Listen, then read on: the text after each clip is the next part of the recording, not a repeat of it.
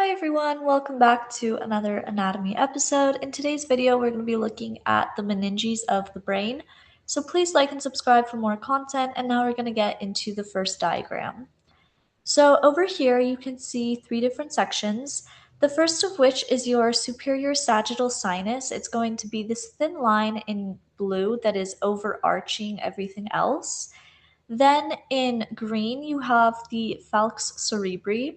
So the falx cerebri is kind of like this light grayish space that is behind the white branching lines. So it is not the white branching lines, but the space in between everything.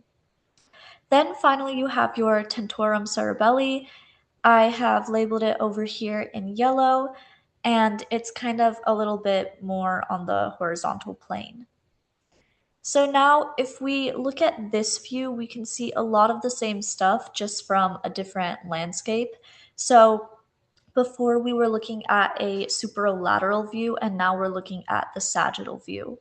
So the superior sagittal sinus, again in blue, and it has kind of the same skinny line, C-shaped curve type of formation. The falx cerebri over here, you can see it's all of this gray space. So like above, it is the gray space labeled in green, and over here you can see it better in pink. And then finally, you also have the tentorium cerebelli again, and this is showing how it's that horizontal portion over here because it's just this skinny little segment if you cut the brain in half right over the cerebellum. So now we're going to go over the different meningeal layers. So over your skull is over here in yellow. This is spongy bone over here. So over that, you're going to have this thin layer of periosteum. You can also see the different layers, your meningeal layers over here. So you have your skull and then the periosteum over here in teal. Then we have the endosteal layer of the dura mater. So you can kind of see I drew a bracket over here. This is all the dura mater over here. This top portion, however, is the endosteal layer of that dura mater. And then if you go down in dark blue where it forms this V-like curvature over here, this portion over here, this is the meningeal layer of the dura mater.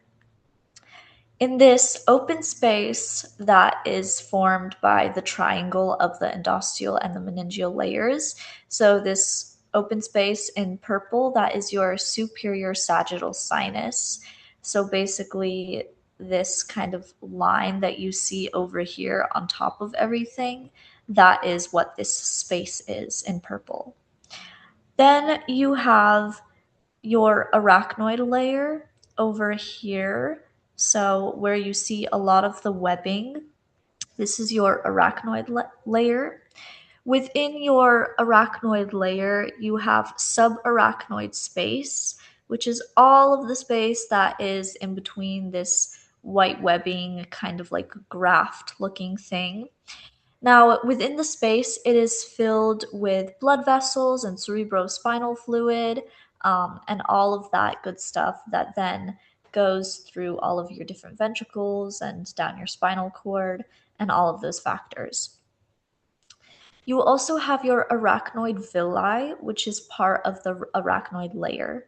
So over here in red, you can see your arachnoid villi, and they're kind of just like these little balls that go into the superior sagittal sinus. Finally, the last layer is your pia mater. I've labeled the pia mater also in purple over here, and it's going to be right on top of your main brain region or your cerebrum. So this is the pia mater. So that is everything for the different distinct meningeal layers. Thank you so much for watching. I hope that this was kind of clarifying a lot of stuff. If you have any more questions, leave them in the comment section. If you would like some extra anatomy tutoring or help, also I offer that. So comment on that and I can give you guys some resources. Overall, have a great day and I'll see you next video. Bye.